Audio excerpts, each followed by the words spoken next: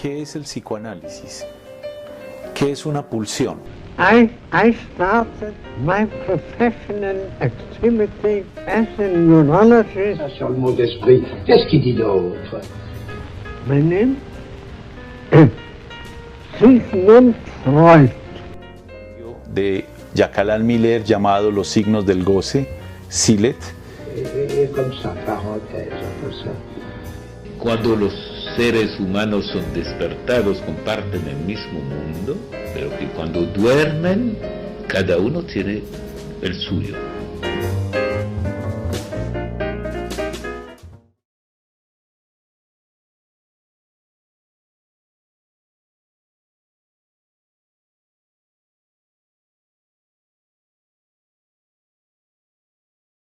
Entonces, ¿qué es un hermano? En su texto, Los complejos familiares en la formación del individuo, Jacques Lacan analiza en la primera parte el complejo como factor concreto de la psicología familiar. Así se llama ese capítulo. Y allí se sitúa el capítulo 2 llamado El complejo de intrusión. Luego vendrá una segunda parte dedicada a los complejos familiares en patología, en la cual retomará, entre otros, el complejo de intrusión, actuando tanto en la constitución de las neurosis familiares como en la psicosis con tema familiar. Lacan ha dicho en la introducción a este texto que la familia objetiva siempre los complejos y opone los complejos familiares a los instintos, por cuanto los complejos son dominados por factores culturales, mientras que los instintos están más en el orden natural. Esto me parece que es una afirmación que se hace con base en ese fondo que trata de oponer naturaleza y cultura, que era una reflexión de la época. Todavía no estaban los trabajos de Lévi-Strauss, pero esto se estaba, digamos, perfilando en la escena intelectual francesa de la época. Esto es del 38. Lacan entonces define el complejo como enlazado a una forma fija. Aún no dice estructura. Es un texto del 38. Entonces, el complejo enlaza a una forma fija un conjunto de reacciones que puede interesar a todas las funciones orgánicas, desde la emoción hasta la conducta adaptada al objeto. Lo que define el complejo es que reproduce una cierta realidad del ambiente. Esa es la definición que él tiene. Entonces, me voy a dedicar un poco a esclarecer esa definición. En ella se articula como en una función lógica, una constante y una variable. Por no tener el concepto de estructura, yo creo que es que Lacan acude a este esfuerzo de formalización, de conceptualización en la época. La constante es lo que él llama una forma fija. En la definición, recuerdo, dice: enlaza a una forma fija un conjunto de reacciones. Entonces, la forma fija es la constante, el conjunto de reacciones es la variable. Encontraremos en el complejo entonces algo que permanece y algo que varía. Lo anticipo. Encontraremos en el complejo elementos que obedecen al orden de la causa necesaria, que siempre va a estar ahí, constante, y elementos variables que se pueden enlazar a las causas contingentes. Ahora bien, el complejo de intrusión implica entonces una forma fija y un conjunto de reacciones que representa y reproduce, dice Lacan, una realidad ambiente. Realidad ambiente hay que entenderlo como una realidad social, porque dijo que el complejo es más cultural que natural. Y esa realidad social interesa implica algunas emociones, implica funciones orgánicas, que es lo que en la época llama así, pero también en ese mismo ámbito habla de conductas adaptadas al objeto.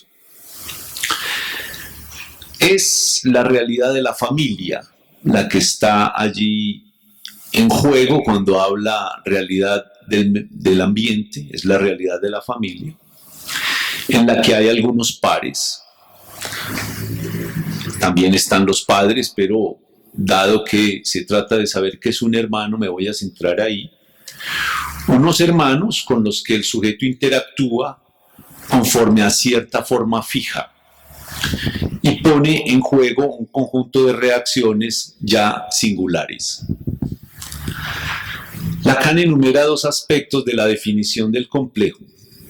En primer lugar dice, su forma representa dicha realidad en lo que ella tiene de objetivamente distinto en una etapa dada del desarrollo psíquico. Esta etapa especifica su génesis. Si el complejo implica una forma afectiva, allí reconocemos, en una lectura retroactiva con los conceptos de Lacan posterior, una dimensión imaginaria. En la forma fija, en la constante del complejo de intrusión, hay una dimensión imaginaria. Y esto se aplica al hecho de que el complejo represente una realidad. Representa el complejo una realidad familiar que conlleva una dimensión imaginaria. Pero esa representación de esa realidad nos dice en este pequeño escolio de la definición, acontece en una etapa específica de su génesis y que Lacan sitúa para ir directo al grano en el estadio del espejo. Entonces, el complejo de Edipo, que es otro de los complejos allí tratados, obedece a una etapa, pero no es como lo tratan los postfreudianos antes de Lacan, como etapas del desarrollo, no. Fíjense que él luego piensa el complejo de Edipo a partir de la metáfora paterna. Y piensa el complejo de Destete, que es el primero, a partir de la relación entre alienación-separación. No son etapas del desarrollo así como una cierta orientación de Abraham y de otros hacían y que ustedes seguramente han escuchado en las clases de psicología, sino que cuando se trata de hablar de momentos de ese supuesto desarrollo, Lacan, por ejemplo, habla del estadio del espejo. Y bien, el complejo de intrusión corresponde a ese momento, al momento de instalación del estadio del espejo. Por lo tanto, retroactivamente, podemos decir que el esquema que puede servir para pensar la tensión imaginaria de fascinación y de agresividad, en la que se constituye el complejo de intrusión y desde donde se pueden pensar los efectos en la formación del sujeto, es el esquema Landa, que es ese esquema de Lacan, abreviado como esquema L, en donde opone dos ejes. Un eje imaginario, que es donde vamos a situar el estadio del espejo y el complejo de intrusión, entre A y A', minúsculas ambas, que representa el yo y el semejante, y un eje simbólico que va desde el otro al sujeto, pero que está interrumpido por esa dimensión imaginaria. El complejo de intrusión, entonces, tendrá como génesis una etapa del desarrollo en la que el sujeto se ve confrontado con el nacimiento de un hermano, o el advenimiento en la familia de un nuevo miembro, y va a determinar de manera fija el conjunto de reacciones del sujeto frente al semejante que viene en este lugar. Formas afectivas que después reconoceremos como pasiones del alma. Eso que llamaba él reacciones orgánicas, afectivas, después va a llamarse el odio, el amor, la ignorancia. Es lo que está en juego en relación al hermano. Pasiones representadas en el esquema por la tensión entre el yo y el semejante, por la tensión entre A y A'.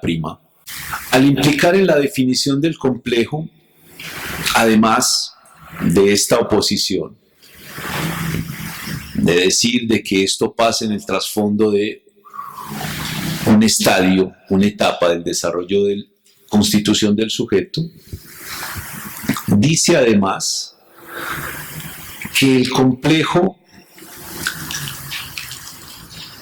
implica las conductas adaptadas al objeto. ¿Qué es eso? Podemos inferir que el complejo permite que el sujeto se relacione con un objeto, ya no solamente con un hermano, con un semejante, de manera imaginaria, sino también la relación con un objeto. Y esa relación es una relación que se escribe, es una relación lógica, esa relación con el objeto. Si retrotraemos de manera retrospectiva la fórmula del fantasma a estos términos, podremos decir que el complejo se articula al objeto con un vel lógico. El vel es ese rombo que ustedes ven escrito en la fórmula del fantasma, ese tachado rombo objeto A. El vel es el rombo. Y ese rombo, poinçon, dirían en francés, se descompone en varios tipos de relaciones. En el rombo se reconoce el mayor que, el menor que, la unión, la intersección, y muchas veces es leído incluso como deseo de. Eso en el fantasma. Entonces, leído desde acá, podemos decir que el tipo de relaciones que un sujeto puede tener con su objeto,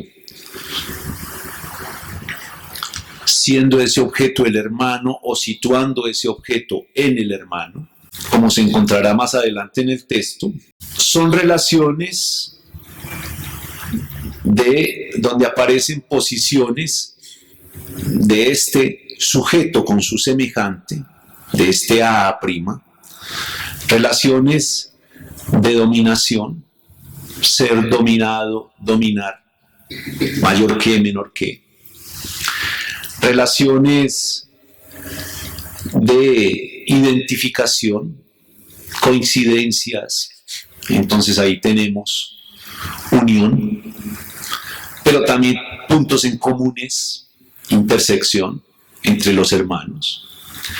Y también, como lo dice Lacan en el texto, pavoneo y seducción. Es decir, un conjunto de reacciones, de posiciones que son reversibles. Porque en un momento dado puede estar en posición de dominación un hermano sobre otro, pero también es reversible y estar en posición de dominado respecto a ese mismo hermano. De otro lado, si el complejo representa una realidad familiar, ello quiere decir que es un medio imaginario que crea para el sujeto una realidad determinada en la que va a relacionarse con un objeto, sea el hermano como objeto o la suposición de un objeto agalmático en dicho hermano. será una realidad condicionada, como toda realidad, representada por el sujeto en, como dice Freud, los principios del suceder anímico o del suceder psíquico. Esto es, que esa relación con el hermano encuentra sus resortes en el placer-displacer versus frustración, privación y castración, que modifiquen ese placer-displacer a favor de un principio de realidad y que sin forzarlo lo reconocemos en el esquema lambda, en el eje que va del otro al sujeto. ¿Cómo es eso? En ese texto de dos principios del suceder anímico, ustedes saben que Freud dice que el yo pasa para formarse al final por varios momentos. Un momento de yo realidad del comienzo, luego un yo placer purificado y finalmente un yo realidad del final. Entonces, según esto, el sujeto tiene una inmersión en su yo ideal cuando en el yo realidad del comienzo él y la realidad son lo mismo. Esa es la realidad. Para el sujeto coincide con su yo. Luego, dice Freud, hay un momento en el que está forzado a reconocer una otredad, una alteridad, porque hay una alternancia de placer y displacer conforme a la presencia o ausencia de la madre y del pecho y de la satisfacción. Entonces es la privación en algún momento de ese objeto lo que lo forza a reconocer que hay otra cosa distinta de su yo. Pero en el yo placer purificado, todo lo que es satisfactorio se lo atribuye a sí mismo y todo lo que es displacentero a esa otredad. Eso en los hermanos es todo lo bueno para mí, todo lo malo para ti. Pensando en el eje imaginario. Freud dice que después el yo está obligado a reconocer el principio de realidad y entonces restringir su principio del placer. Si eso se piensa, o si con esos elementos pensamos la relación de los hermanos, esa frustración, privación y castración provienen del eje entre el otro y el sujeto, que es simbólico. La castración es simbólica. La privación es real, se priva del objeto. La frustración es imaginaria. No está en el eje A', esas regulaciones, es en el cruce que se da. Entonces se supone que cuando alguien accede a su yo realidad del final, podrá establecer relaciones mesuradas por la cultura, mesuradas entre qué, entre él y el objeto, condicionadas por la civilización, a partir de valores, formas, la cortesía, por ejemplo, basadas además esas formas en prohibiciones fundamentales en contra del incesto, fundamental para la relación entre hermanos. Hay un no.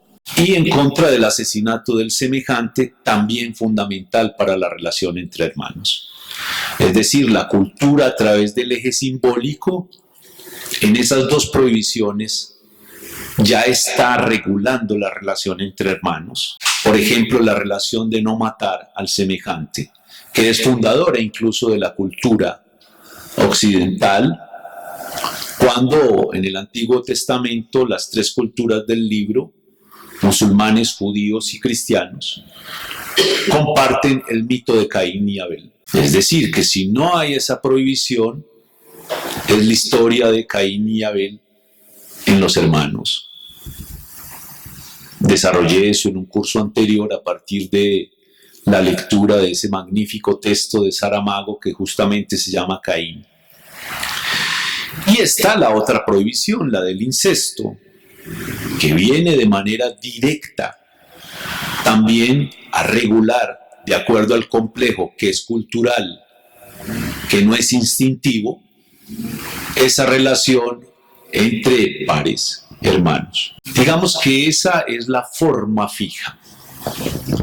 Pero habrán avatares e impases en ese tránsito del sujeto de el yo realidad del comienzo, yo placer purificado, yo realidad del final. Y eso va a afectar de manera importante la forma en que el sujeto se relaciona con los hermanos, de acuerdo a cómo se adapta a la realidad social en la que convive y compite con ellos, y somete su tendencia al placer, al dominio de esa dicha realidad. Es decir, este complejo, esto me pareció absolutamente contundente, es una afirmación de Lacan, el complejo de intrusión condiciona la sociabilidad en general del sujeto en sus futuras relaciones. Me parece, bueno, enseguida vamos a tratar de sacar algunas consecuencias, pero que el complejo de intrusión condicione la sociabilidad en general de un sujeto me parece enorme. Pero ese es apenas el primer aspecto implicado en la definición. El segundo, dice Lacan, del complejo, su actividad repite en lo vivido la realidad así fijada, cada vez que se producen ciertas experiencias que exigiría una objetivación superior de esa realidad. Tales experiencias especifican el condicionamiento del complejo. Está ahí la cita. En este aspecto, Lacan incluye la pulsión en la definición del complejo. ¿En dónde? Cuando dice en su actividad y cuando dice que esto es algo que se tiende a repetir, repite en lo vivido la experiencia fija. Entonces, aquí reconocemos la pulsión en su actividad y en su compulsión a la repetición. No es simplemente una relación imaginaria en un sentido de representaciones, de ideas, sino que aquí hay pulsión en juego entre los hermanos. En la relación al hermano entra en juego la pulsión de vida, la pulsión de muerte, las pulsiones sexuales, las pulsiones de autoconservación. La solución encontrada a la vivencia intrusiva, que no es gratuito además, que Lacan llame esto complejo de intrusión. Hay un intruso allí. Por eso era interesante lo ominoso. En el ámbito familiar hay algo que deja de ser familiar, que es intruso. Por ejemplo, es hermano. Entonces, la solución encontrada a la vivencia intrusiva de ese hermano determinará la tendencia repetitiva en cada ocasión en que el sujeto se encuentre con un par o un rival, y llamará en su auxilio las mismas mociones pulsionales que puso en juego en la experiencia vital compartida con su hermano. Porque recuerden que este es el núcleo de la sociabilidad. Claro, ustedes ven que Lacan allí no tiene el término de estructura, pero habla de forma, de actividad del complejo, términos que se acercan a esta noción. Luego reconoce las consecuencias de este complejo en un triple aspecto. Un aspecto de relación de conocimiento, un aspecto de forma de organización afectiva y un aspecto de prueba al choque de lo real. Así lo llama en ese texto del 38. Como relación de conocimiento, nos define entonces en nuestra lectura retroactiva el complejo desde un aspecto simbólico. Ya este es el aspecto simbólico del complejo. Relación de conocimiento. Y bien, esa relación de conocimiento es referida al momento en el cual el sujeto se entera en la experiencia doméstica de que tiene hermanos. Una inferencia. Infiere entonces un saber sobre el hermano como objeto o sobre el objeto envuelto en el hermano. Y emerge en él la necesidad de construir un saber cómo relacionarse con dicho objeto.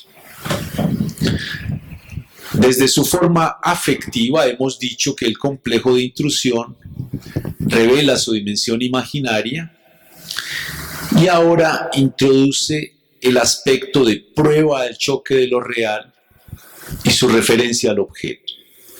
Y eso completa la trilogía de nuestra mirada retrospectiva en su dimensión imaginaria, real y simbólica. En cuanto a esa última referencia a choque de lo real, se juega eso con los hermanos, tensión imaginaria, dimensión de conocimiento, entonces simbólica, y choque con lo real.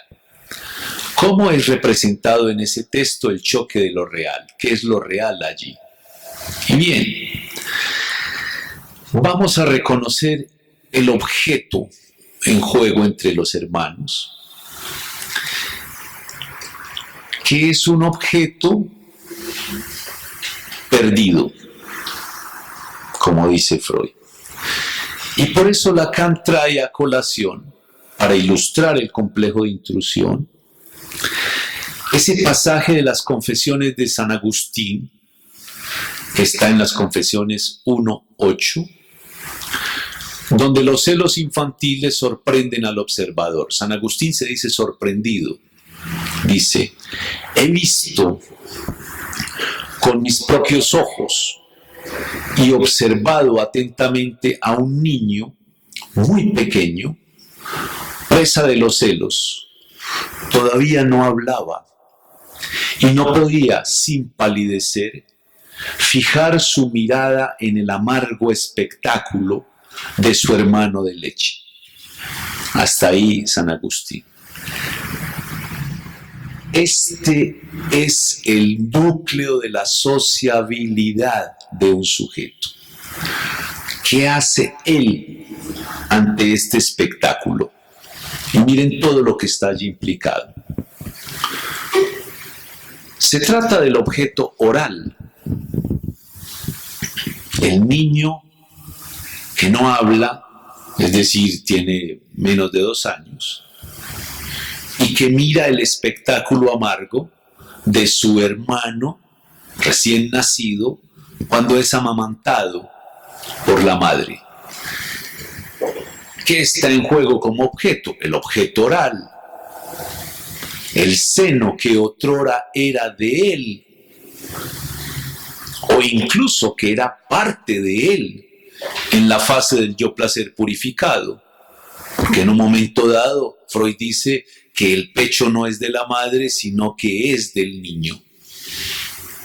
Bueno, ahora se encuentra con esta amarga realidad, esta amarga privación, esta amarga frustración, esta amarga castración, si retrotraemos el complejo de Edipo a este instante, en la cual ese objeto ya no le pertenece. Pero además se trata de la madre como objeto, cuya pérdida enseguida va a rectificarse en el complejo de Edipo. Entonces, eso es un choque con lo real. En el momento en que ese objeto lo ha perdido. Y esa amargura por el objeto perdido y esos celos por el rival son en este caso las reacciones orgánicas de las que hablaba Lacan, las formas afectivas que ese pequeño vivió con relación al hermano, que vino a usurparle su lugar y su objeto pulsional. Digo entonces que se trata del objeto oral, perdido ya para él, pero recuperado por su hermano. ¿Y eso qué genera? Eso genera envidia. Él tiene el objeto que yo quiero.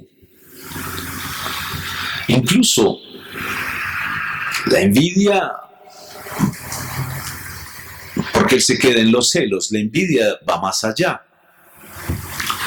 Recuerden el relato bíblico de el rey Salomón, cuando tiene que dirimir de quién es el hijo que una le robó a la otra.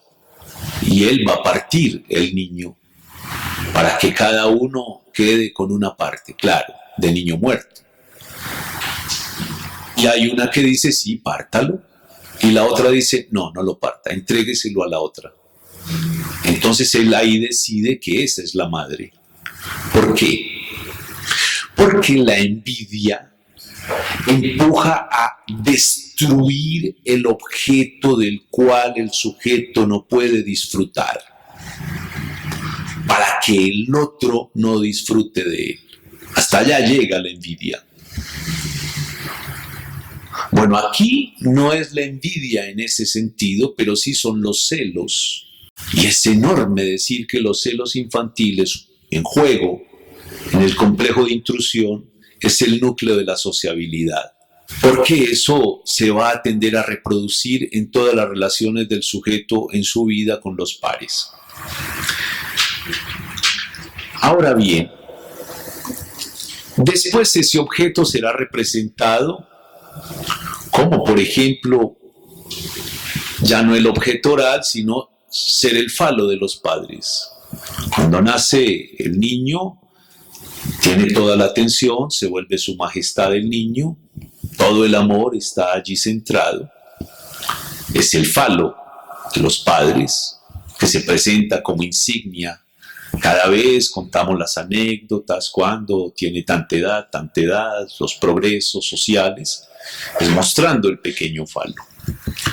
Pero ese lugar también es perdido. Se pierde el objeto seno, oral, se pierde el objeto madre y además se pierde el lugar del falo de los padres. Y no solamente se pierde porque lo retiren, sino porque vino un intruso a ocuparlo.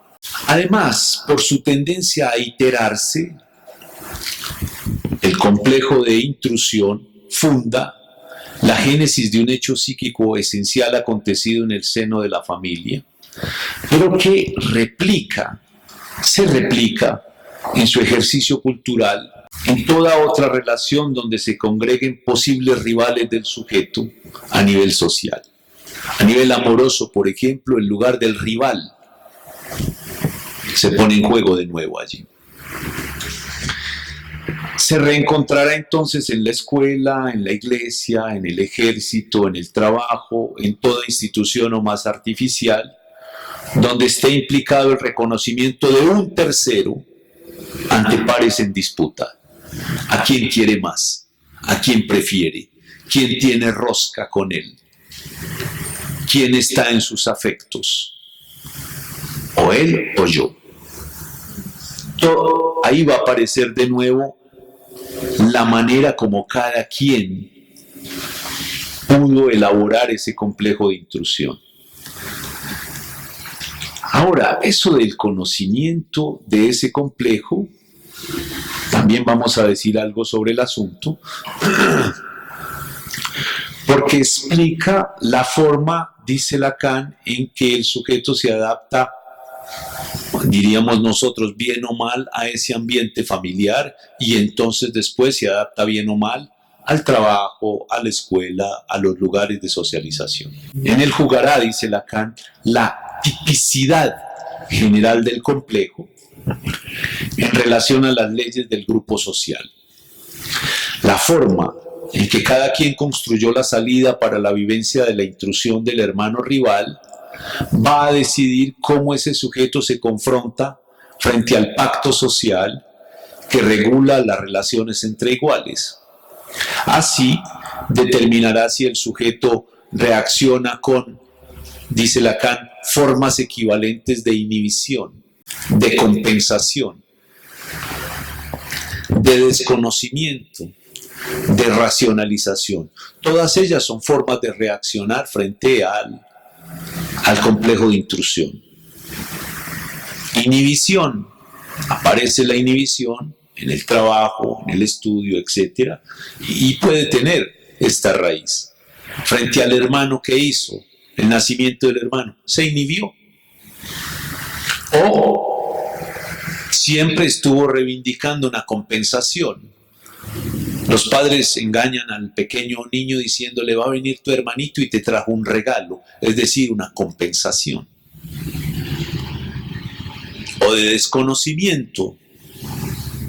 Frente a esa situación, racionalización. Son formas de estancamiento en relación con el objeto. Aspecto que se opone al determinismo porque introduce la causa contingente en la forma en que cada sujeto reacciona frente al choque de lo real y lo aparta de la causa necesaria que haría, por ejemplo, de lo instintivo, su tendencia adaptativa a la realidad.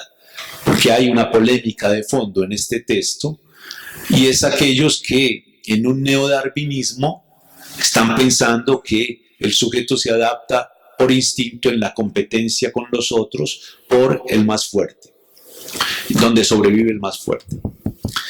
Ahora, en el ejemplo agustiniano, el choque de lo real proviene de la vivencia de la pérdida del objeto de placer, para en su lugar entronizar, no sin odio, la amarga decepción de reconocer allí su hermano.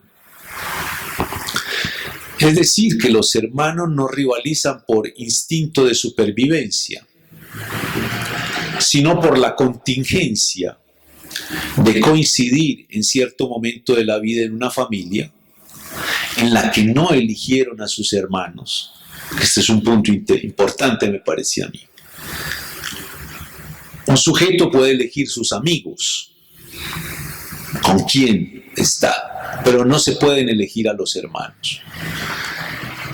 Coinciden en cierto momento en la familia de manera contingente, pero en cambio lo que puede elegir, así sea inconscientemente o de manera forzada, es su forma de relacionarse con base en lo que cada uno encuentre como salida en este complejo de intrusión. Entonces, este complejo es cultural y no instintivo. Juega un papel de organizador en la vida psíquica. Domina fenómenos de la conciencia, por eso dice también racionalización, entre otras, y aparece completamente integrado a la personalidad de un sujeto. Es que yo reacciono así, es que así es como yo me relaciono con los demás, es que yo tengo mi carácter. Y cuando llega a preguntarse por qué ese carácter fuerte que está integrado a su personalidad, luego dice, después de un tiempo, de pronto esto tiene que ver en el hecho de que era la única mujer en una fratría de hermanos.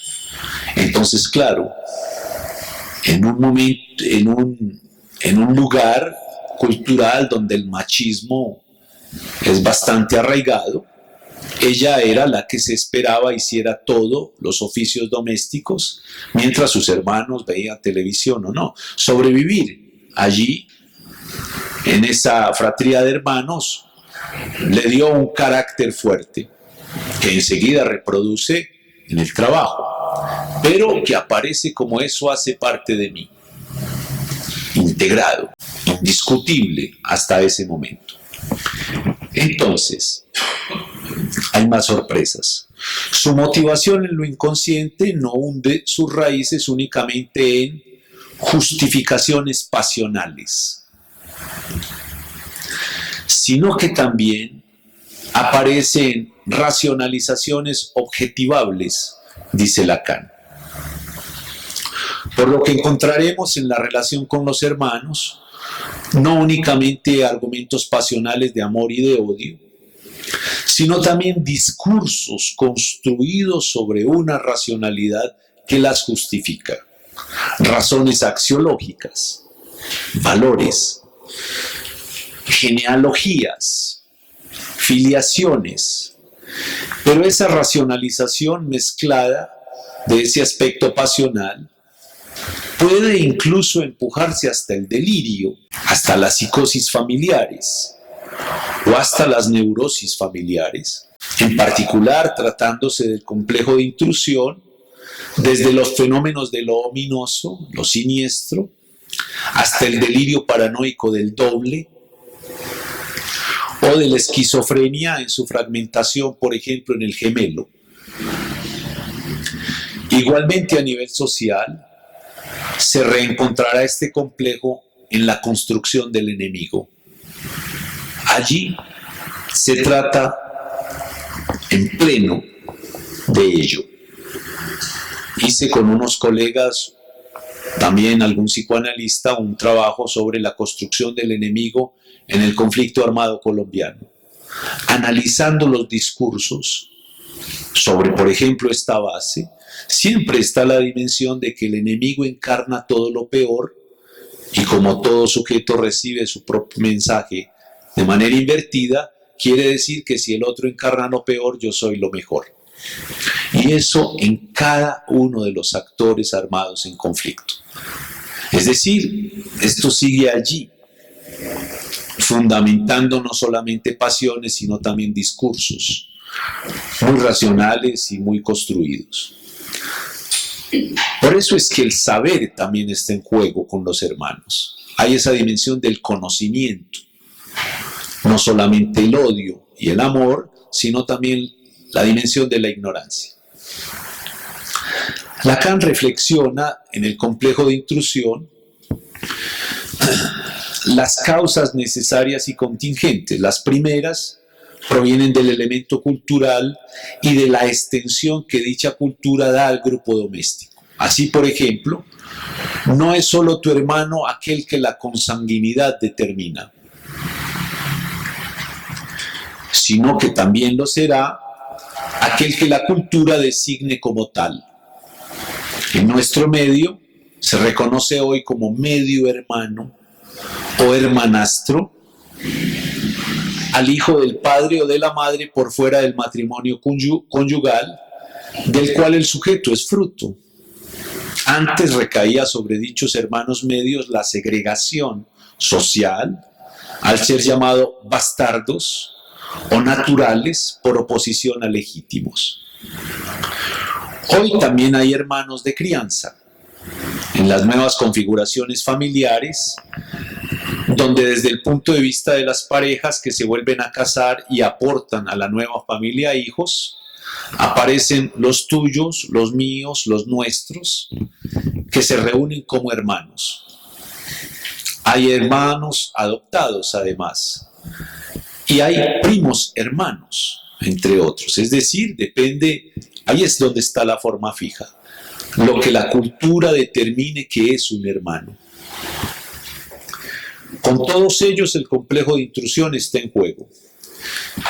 Pero Lacan también habla de contingencias individuales, determinantes del complejo de intrusión, según el lugar que el azar, por eso es contingente, el lugar que el azar dé al sujeto en el orden de los nacimientos, según la posición dinástica y que determina, por ejemplo, si es el mayor, si es el segundo, si es el tercero, si es el menor, el Benjamín. Y ese azar determina cómo va a relacionarse con los unos o con los otros, con los mayores o con el que le sigue. Lo del saber también aparece en el punto en que un muchacho no va a comenzar a interesarse en de dónde vienen los niños, porque tenga una curiosidad innata, maravillosa, encarnada en el niño frente al universo. No. Es porque tiene un problema, tiene una dificultad, tiene un sufrimiento. Y es que uno vino a usurparle su lugar y su objeto. Entonces él se pregunta, ¿de dónde vienen los niños? Pero para deshacerse de ese que acabó de llegar ahí. Ese es el fundamento del conocimiento. Ahí es donde el saber comenzó a ser una cosa interesante para él. Y esto está anudado al complejo de intrusión. Lacan analiza esto, además, ya en el desarrollo sintético que hace en este texto de lo que él había estructurado de manera paso a paso del estadio del espejo.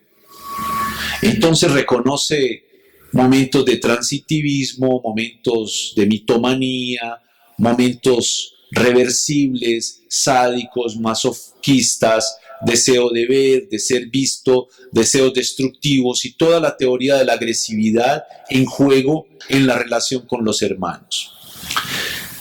Pero el último punto, que no quiero dejar pasar, es el hecho de que el fundamento de este complejo, que hace que a veces esté tan mezclado el amor, el odio y la ignorancia en este complejo, es que no se trata de una relación instintiva, sino de una relación cuyo fundamento psicológico, dice él, es la identificación. Ese es el mecanismo psicológico. Es decir, ese mecanismo inconsciente mediante el cual se toma del otro un rasgo y el sujeto se transforma con base en ese modelo. Eso hace, por ejemplo, de que incluso los hermanos que no son genéticamente hermanos, adoptados, terminen pareciéndose tanto.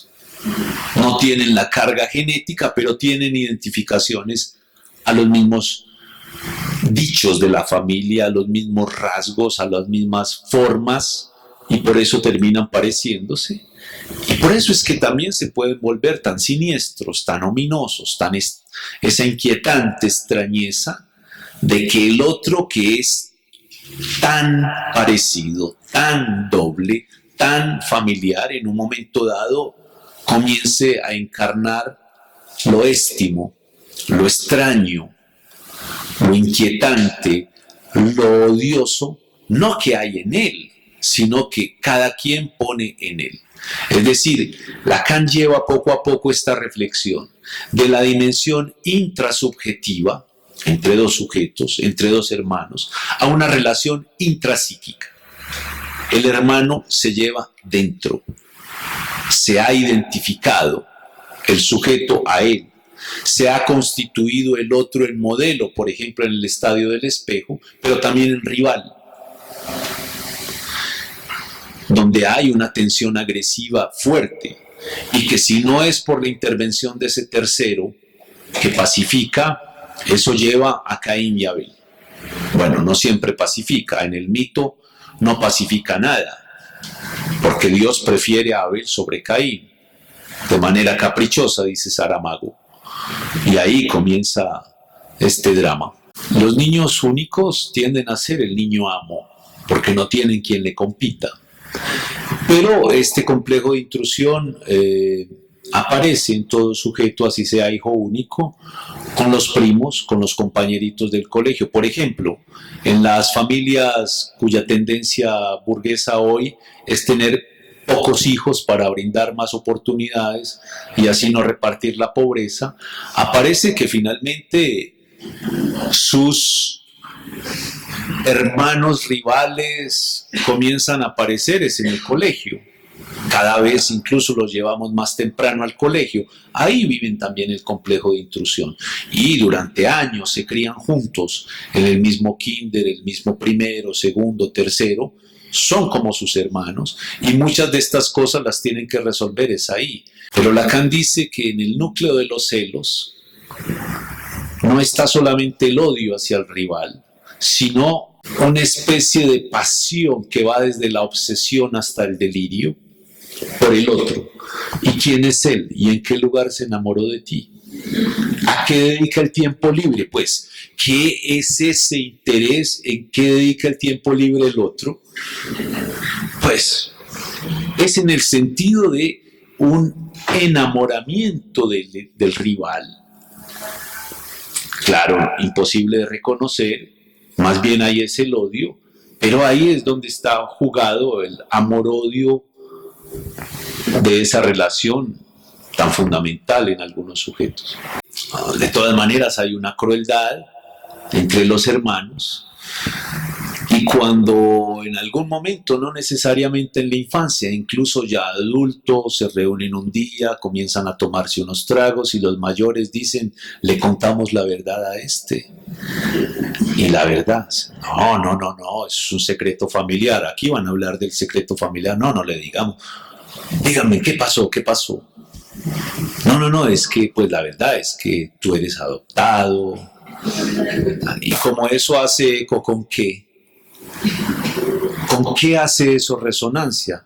Con la novela familiar del neurótico de cada uno, donde, dice Freud, en algún momento pensó que no era hijo legítimo, que era un hijo abandonado, etcétera, y además si eso se lo refuerzan, como tú dices, con la foto o con el color de la piel, es que usted es más negrito, es que vea qué tal cosa. Entonces eso hace resonancia con la novela y claro, el otro va desesperado a confrontar a los padres, díganme la verdad, que estos están diciendo que yo soy adoptado. Tiene su aspecto anecdótico, pero es un drama, es la crueldad. Claro, los otros negros de la risa, pero ahí hay un asunto también de intrusión. Entonces esto puede ir desde ese chiste familiar anecdótico hasta una cosa dramática, donde el otro toma esa palabra así.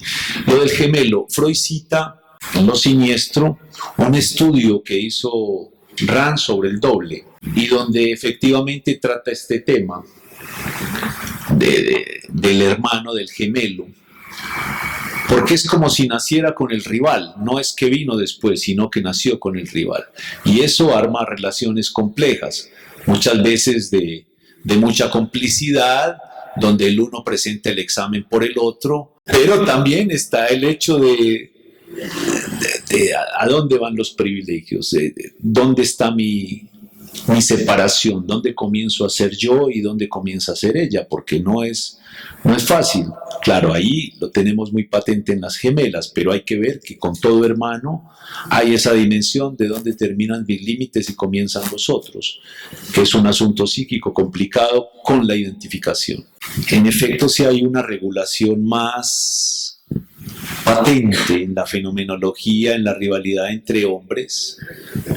Muchas veces eso se arregla con 3 golpes y ya después se van a tomar cerveza juntos, muertos de la risa. La cosa no dura. Mientras que entre las mujeres eso queda como un prurito, un rencor, una cosa que se cultiva, que se queda ahí. Incluso se presentan como las mejores amigas, pero en cualquier momento lo más íntimo lo exponen. Es una cosa menos regulada. Sí, yo creo que tiene que ver con la relación al falo, porque finalmente es una referencia que tranquiliza mucho a los tipos. Ahora no es hombre, es mujer, son seres sexuados en posición femenina y seres sexuados en posición masculina. Hay que ver también varones biológicos en posición femenina enganchados en los mismos odios, por ejemplo en las parejas homosexuales, y con la misma ferocidad. Ahí sería muy bueno pensar cómo se da eso, porque sí, en efecto en la fenomenología parece menos regulado del lado femenino que del lado masculino. Pues porque si está en el núcleo de la sociabilidad, el complejo de intrusión se va a jugar en la escuela con los compañeros, y hay que ver la crueldad que hay allí. Que sí, bueno, los maestros todos los días están tratando de mediar, de inventar formas de regulación. Creo que sería un buen elemento pensar desde el complejo de intrusión los fenómenos de bullying. Nos da una pista, porque finalmente esto se pacifica entre los hermanos es cuando hay un simbólico que regula, un pacto. Eso da como también una instrucción a los maestros, pensando esto, cómo para esto, cómo cada uno resuelve el complejo de intrusión, para ver eso cómo se aplica en estrategias concretas en las aulas para regular eso. En todo caso sabemos que no se extingue, sino que se regula. Y no se extingue porque tiene el factor constante. Donde se pueden introducir algunas modificaciones es en lo variable. Si bien este es un texto temprano de Lacan, y ahí parecería predominar lo imaginario, lo cual no es menor. Nosotros que leemos Lacan en bloque.